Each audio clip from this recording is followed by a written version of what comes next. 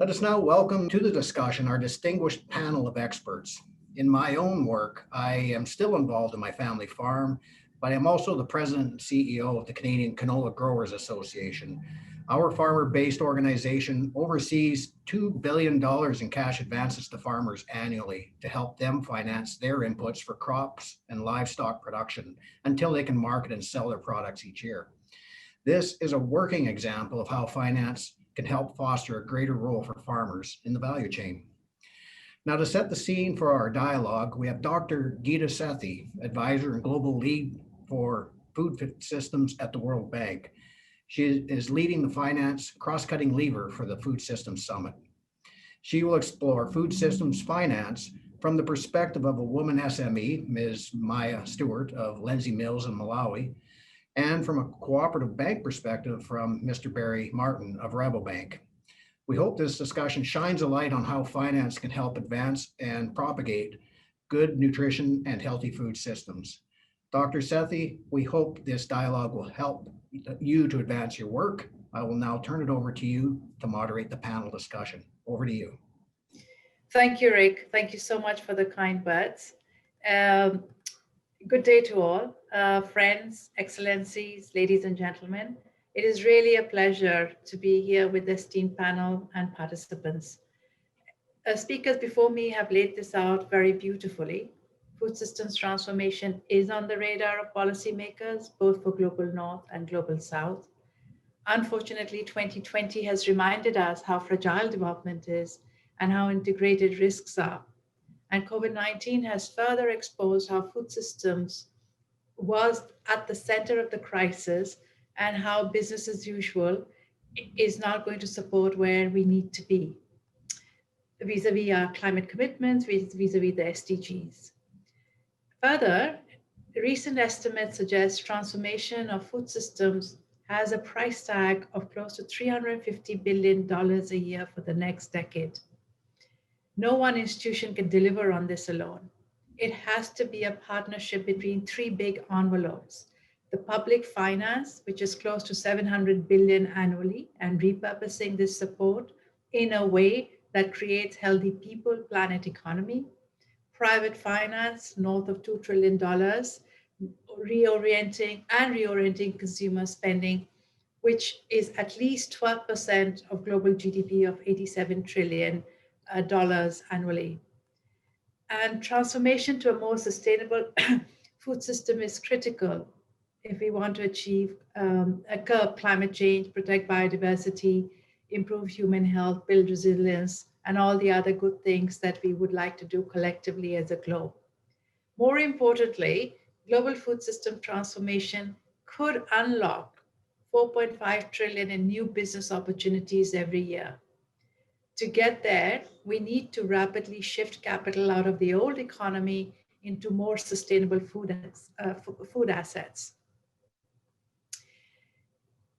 And with our panelists today, transformation of food systems and associated financing is the topic of conversation. I have two sets of questions for my panelists, very esteemed panelists, Barry and Maya. Let me start with you, Barry, with the first question. As I mentioned, the transformation of food systems has a price tag of $350 billion a year for the next decade. In your mind, in your thoughts, what are the three priorities for this food system transformation?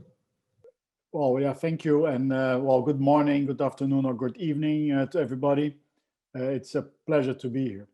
I would like to say first that I think that we have to look at the food system transformation as three blocks that have to interact. The first block is that we need to invest in responsible consumption. If the consumer doesn't change, we will not be able to decarbonize or to get the transformation we're looking at.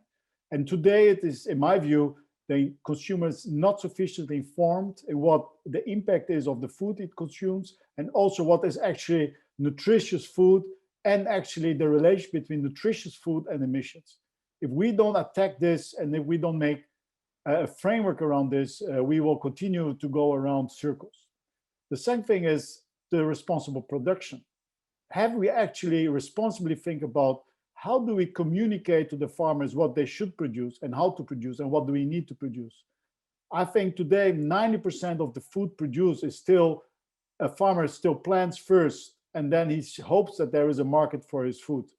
It's so different than other very good value chains like the car industry, where if you go and buy a car, only once you sign the contract, there's a light going on somewhere in the factory in Japan for a car that's going to be delivered in Europe.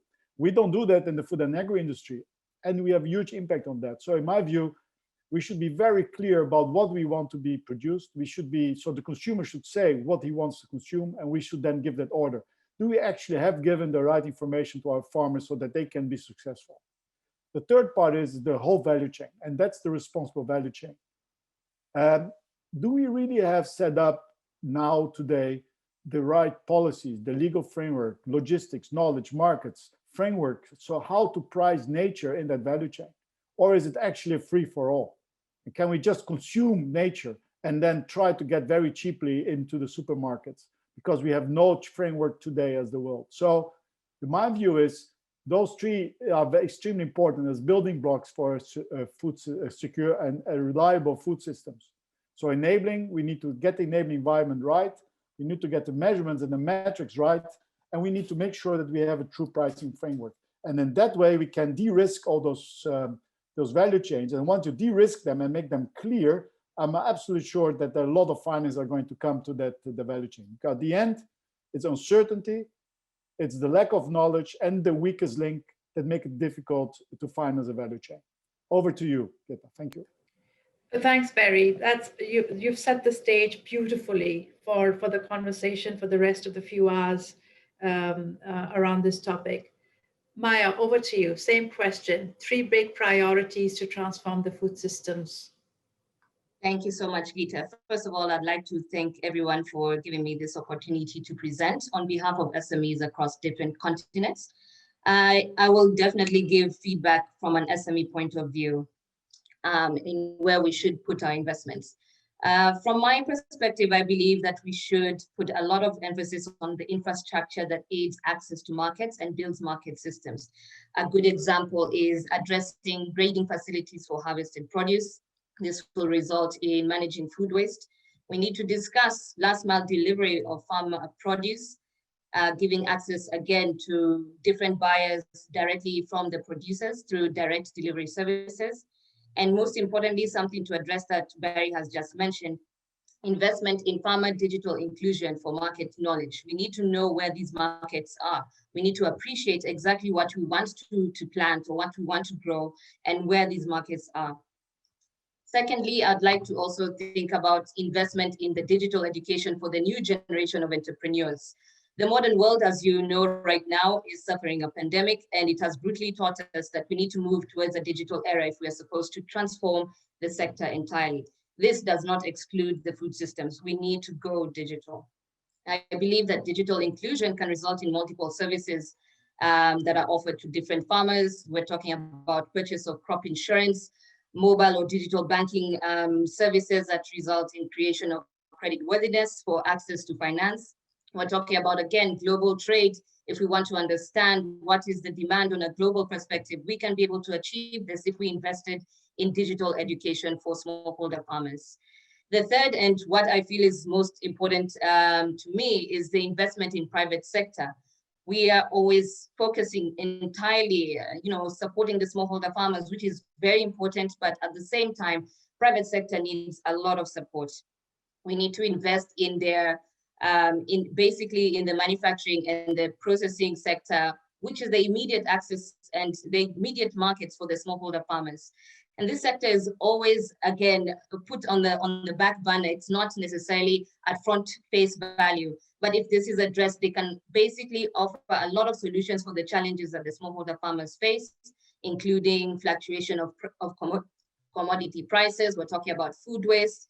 And if we solve all these issues, eventually there will be no poor farmer along the value chain. And how can we address this? I believe through different ways, but I'll talk about 2 right now. If we can give private sector access to blended finance, such as matching grants, equity, debt, and guarantees, this could be able to solve one of the biggest challenges when it comes to, building the private sector. A lot of the commercial banks do not have the appetite for risk, but I believe through guarantees, this can mitigate the hesitation by the banks and will result in the growth in the private sector. Lastly, I'd like to mention technical support. We need technical support. The SMEs in Africa and possibly in other continents are not necessarily at a level that can compete with the monopolies or the bigger conglomerates. So we need to get some support from a technical perspective that can aid quality output. If we can produce quality goods, we can enter the export market, we can enter the regional market, and ultimately will address a lot of the other challenges that I've mentioned. So food waste, fluctuating commodity prices, and so on. I will leave it back to you, Geeta. Thank you very much, Maya. Very powerful concepts, youth, digital education, digital inclusion, and blended instruments. My next question, as a fire starter, is Barry, back to you again. On behalf of your institution, what can you commit to based on sort of the big agendas you put on the table, both you and Maya put on the table, and what kind of support do you need from other actors, including governments, CSOs, consumers, and so on? And you have about 1.5 minutes. I think we are being urged to keep our timing. Greta, then thank you. I will be very straightforward. Look, Rabobank is not afraid of financing. We are a big financier of the food and agri sector. We have more than 70 billion outstanding to farmers directly in most countries around, in all continents in the world. We are not afraid of investing in partnerships. We invest hundreds of millions in banks in areas that are close to farmers. We invest hundreds of millions in innovation, especially in food and agri innovation. We are not afraid of sharing knowledge that we do through our food and agri research. We have 80 people around the world doing, as recently we issued a animal protein research for Africa. We are not afraid of leverage our global network so that we can find solutions. Our global wholesale network, we have more than 500 wholesale clients around the world that we finance. Today it's probably 50% of all food consumed in the world have been touched by one of the clients that Rabo finance. So we are not afraid, but we need partnerships. We really need to do it together. And that's what we are looking at. And that makes it so beautiful that I think we have the opportunity right now to have those partnerships. We just started a group within Rabobank. We call it the smallholder ecosystem. So once more deeper. We all know, as Maya was saying, to be able to for smallholder farmers, medium-sized enterprises to be successful, we need to look at it as an ecosystem. We need buyers, we need logistics, we need organization with social outreach, infrastructure, inputs, financing, in local currency. We need access to technology. We need a tractor. We need measure. We need scale. We need, tell it. And we need, what's most importantly, we need to make sure that we get the right price to the ones that are doing the work. And that you only can do that if you do the value chain properly. So what I need from you, I only need one thing: partnerships, partnerships, partnerships. Thank you. Thanks, Geeta. I think I'll just jump in there. I think, Barry, you've taken out all the words that I wanted to say. But from my perspective, especially from a family-owned business, I think what I want to see this year and in this decade, this also being the family farming decade, I want to see us moving towards a more holistic way of doing business, seeing the smallholder farmers shifting out from being smallholders and going in towards a semi to commercial farming, entity. And how can we achieve this? Or what do we need to achieve this? Barry has already said it. We need private-public partnerships, all kinds of forms of relationships that can work together towards achieving this one goal. Now, from my perspective, I believe that we need to invest a lot in the service delivery sector. And this support can go towards helping the agriculture sector. When I talk about service delivery, Barry has also mentioned it, we're talking about the entire value chain. I'm looking at different solutions that are already available in Africa, such as Twiga Foods, who offer last mile delivery of well-graded products from farmers to the immediate market. We also have companies like Pula, who offer pre-harvest loss insurance for smallholder farmers in Africa that's tied into the cost of their farm inputs. Investing in other service providers like Kobo 360, they offer inter-regional transport solutions, building up the regional export markets, and hopefully into the international space one day. These are the small but impactful organizations that who are working towards solving at least the local challenges in Africa using local solutions. Investment in innovative entrepreneurs sharing their successful solutions worldwide and also regionally can help solve a lot of our problems. And I feel that this is where we need to put our money in right now. Thank you. Excellent. Thank you for that very informative session. Thank you, Geeta, Barry, and Maya for that lively discussion. You've certainly given us all much inspiration to bring into our breakout rooms for further exploration.